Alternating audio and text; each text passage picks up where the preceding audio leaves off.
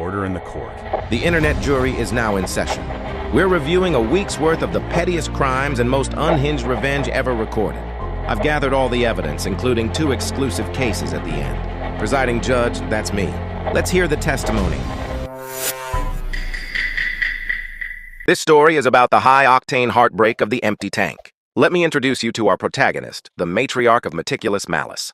Now, OP grew up in Nigeria, living that grand communal life where Nana was the boss and Granddad was, well, Granddad. One Sunday, the family is cruising home from church, feeling blessed and highly favored, until the car starts sputtering. You see, Nana had told Granddad to fuel up the car 2 entire weeks ago. He said he'd do it, but did he? Absolutely not. He probably took the gas money Nana gave him and spent it on a round of drinks with his friends, thinking he could outsmart the laws of physics. The car dies, right in the middle of the road. Nana doesn't scream. She doesn't cry. She simply looks at Granddad and tells him to get out and push. And because Nana's word is law, this man had to push a whole vehicle for 5 minutes in the Nigerian heat all the way to the filling station. He even had to pay for the gas with his own money because he'd already finessed the original funds. But the petty train doesn't stop there. When they finally get home, Granddad is starving. He's expecting a 5-star homecoming meal for his manual labor. Instead, Nana looks him dead in the eye and tells him she's too tired to cook and he should go enjoy some cereal. Meanwhile, she sneaks OP and their brother chocolate digestive biscuits like they're secret agents behind enemy lines. When dinner finally rolls around, Nana goes into the kitchen and whips up a massive steaming pot of semolina and bagiri. The smell is heavenly. She serves Granddad a plate so overflowing it looked like a mountain of karma. When he dared to complain that the portion was too much, Nana didn't argue. She walked over, scooped half of his food onto her own plate, and walked upstairs without saying a single word. Granddad spent that night on the couch, which was his usual throne of shame whenever he tried to test Nana's patience. Needless to say, he never forgot to check the fuel gauge ever again. If you treat her gas money like a personal loan, be prepared to treat the living room sofa like a permanent residence. This story is about the gospel of the grifting grandparents. OP was already dealing with a nightmare. Her ex-husband didn't just pass away in an accident. He left behind a trail of secrets, including an affair partner and 2 secret sons. But the real rot was in the family tree.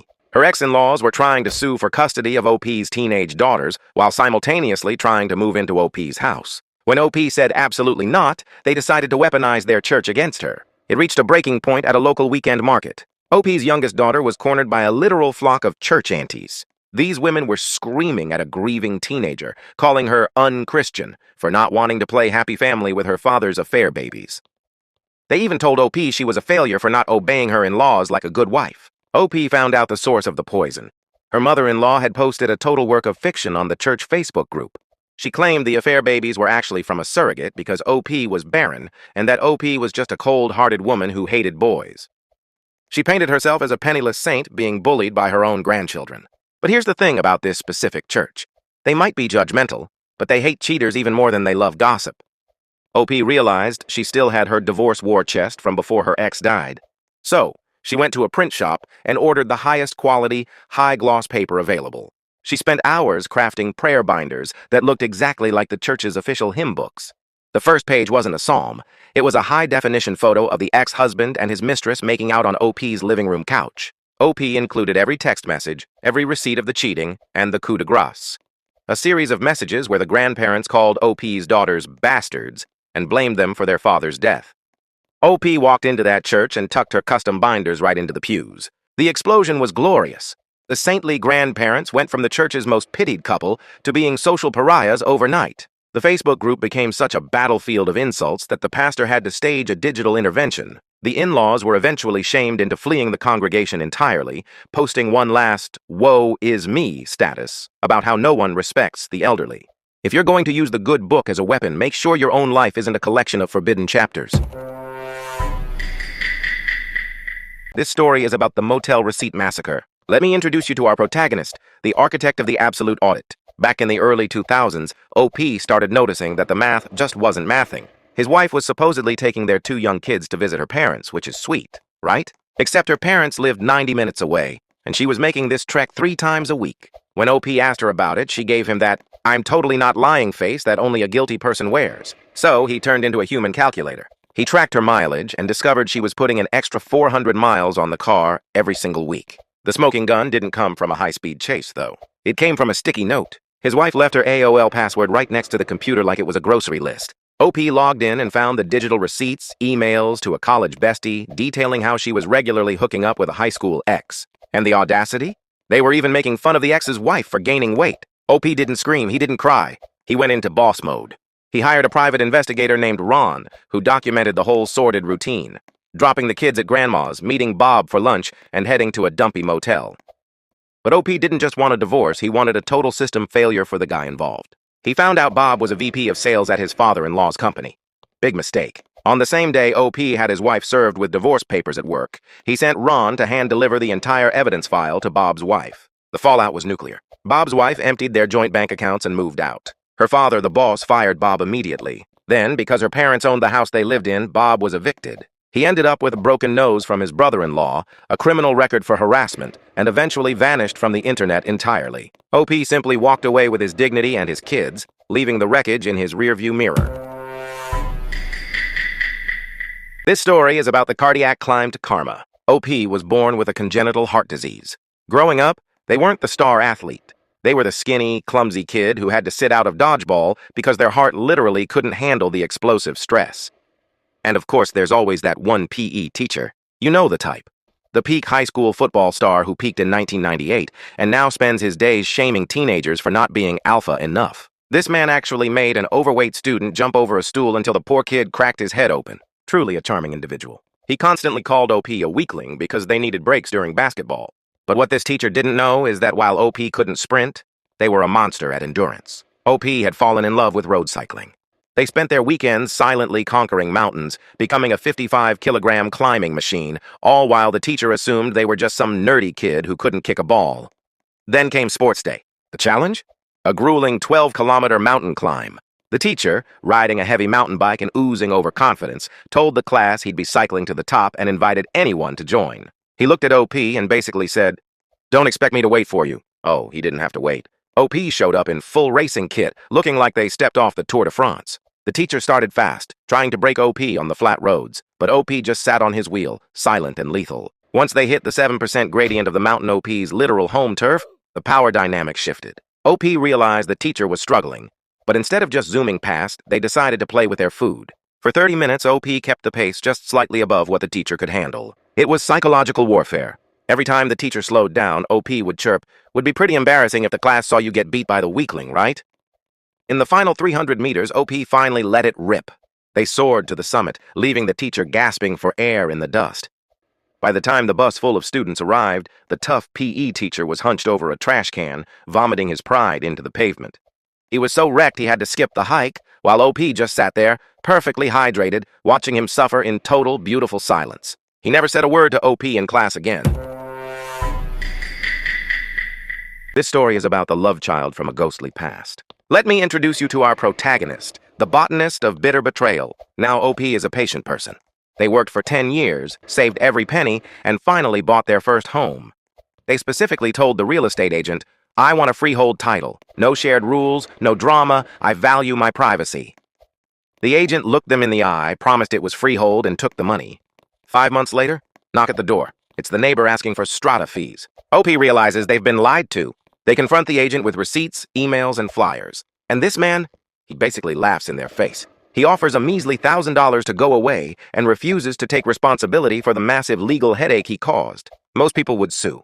But OP decided to play the long game. OP finds the agent's personal Facebook and sees he recently went on a boys-on-tour trip to another country. OP also finds his home address where he lives with his wife. On the anniversary of the house sale, a gorgeous bouquet of flowers arrives at the agent's front door.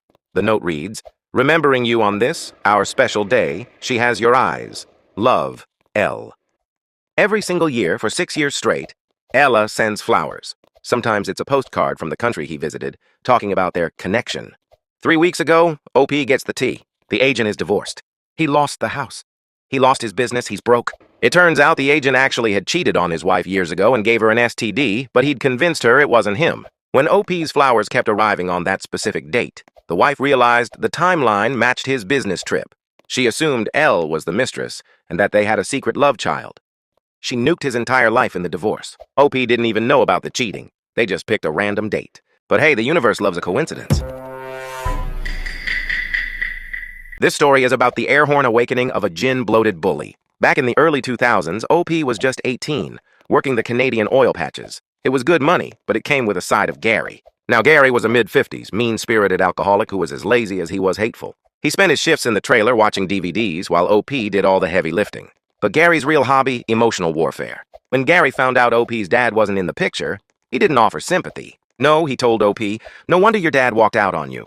And every time OP called him out, can't you take a joke? For 3 months, OP endured the insults, the stupid comments, and the fact that Gary made 110 a kilometer to sleep like a gin-bloated corpse in the passenger seat while OP drove him to work every morning. But everyone has a breaking point, and Gary finally pushed OP right over the edge. One morning, the serendipity of the universe delivered a gift, a parked semi-truck on the side of the highway, engine running. OP saw his shot and he took it. While Gary was in his usual whiskey-induced coma, OP pulled his truck up, bumper to bumper, facing the massive Peterbilt. He signaled the trucker. The trucker, a true chaotic neutral hero, committed to the bit. He slammed on his air horn like the horn of Helm's Deep, while OP started screaming at the top of his lungs, "Fuck! We're gonna die!" Gary didn't just wake up. He dented the truck's ceiling. He rocketed upward with such sheer terror that his bowels decided to file for immediate bankruptcy. He didn't just soil himself, he created a biohazard. As Gary tried to choke out death threats through the smell of his own failure, he screamed that he had high blood pressure and OP could have given him a stroke. OP's response? The ultimate Uno reverse card. Can't you take a joke, Gary? OP got fired on the spot. But the company owner actually thought the prank was legendary and just moved him to a different crew. Gary, meanwhile, had to finish his career in debt to his own laundry bill. This story is about the Nutcracker Suite. Corporate greed versus digestive fortitude. OP works in the forgotten corner of the office. Finally, a miracle happens. Someone shares a few baskets filled with crackers, candies, and the crown jewel of the holidays, high-end pistachios. Enter the vice president. This man makes 5 times OP's salary. When it was time to fight for employee raises, he was silent. But when he saw an unopened gift basket in a room full of underpaid staff, he transformed into a predator. He ripped into the bag and bragged, "I love the rich man's nut," before strolling back to his office, where his own unshared gift baskets were probably piled high. OP decided that enough was enough. If the VP wanted the rich man's nut, he was going to have to find it somewhere else because OP was about to go on a mission. Despite not even liking pistachios, OP sat there and systematically deshelled and consumed every single nut in that basket. We are talking 4 entire sleeves of nuts. By the end, OP's sodium levels were reaching critical mass and their stomach was staged a formal protest, but the victory was sweet and salty. When the VP returned for his daily tribute, he found nothing but empty shells and the cold, hard stare of a worker who had reached their limit. OP is currently nursing a massive stomach ache, but their pride is fully intact, knowing they are fueled by spite and a surplus of protein. This story is titled, The Labyrinth of the Laminated. Our OP has been in the retail trenches for 3 years. But the other day, a middle-aged man walked in who was already final boss levels of annoyed before anyone even opened their mouth. He wanted a specific speaker on sale, but it was sold out. OP, being a literal angel, offered to order it or find it at another store. Reasonable, right? Well, this man looks at OP and basically asks if they're stupid, demanding they check the back. OP does the classic retail vacation, walks to the back, stares at a wall for 3 minutes, and comes back with the same bad news. The man, fuming, decides to buy a much more expensive speaker just to be done with it. Now, here's the thing. This store's return policy is a total nightmare without a receipt. We're talking managers, IDs, and the dreaded store credit only. So OP decides to play a little game. OP takes that receipt and folds it until it's the size of a postage stamp. Then they bag the speaker and tape it shut. Then they put that bag inside another bag and tape that one shut too. OP tucked that tiny, crumpled square of paper right between the layers, wedged directly into the sticky tape residue. If this man ever tries to return that speaker, he's going to have to perform surgery on those bags just to find his proof of purchase. It won't ruin his life, but at the exact moment he's already frustrated enough to make a return, he's going to be fighting a plastic boss battle. Enjoy your speaker, sir. Another day. Another docket of absolute chaos. If you think these people belong in petty jail, hit that subscribe button to join the jury. I'll see you back in chambers for the next round of madness. Case closed!